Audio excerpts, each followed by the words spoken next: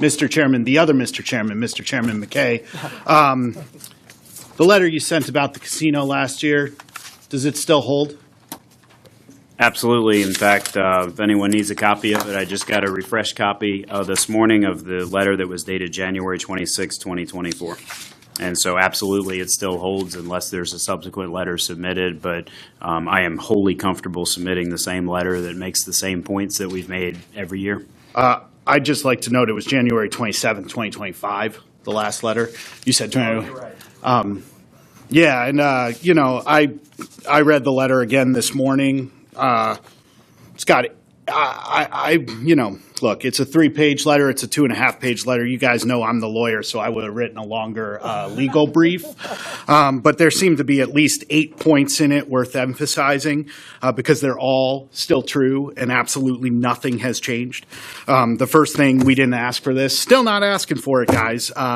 And we don't typically ask for things or ask for a referendum authority if we don't intend to use it. We haven't been involved in the concept, and we don't typically have Richmond telling us where within within a quarter mile of an existing station, or, pigeonholing something to essentially several square miles out of a county of 400. The narrow location creates significant community concern. That's right in the letter.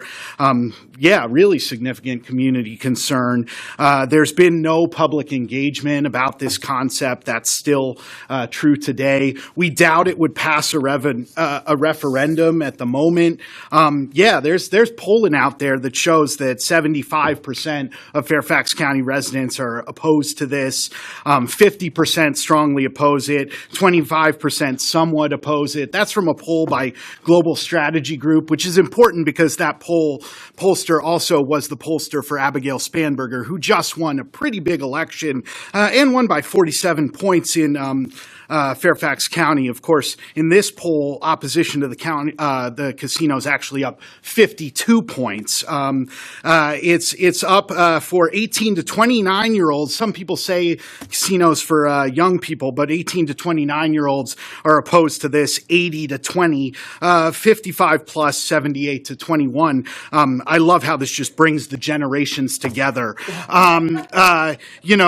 say that there's a terrible revenue split. That's still in this letter, still the case. Zero independent analysis.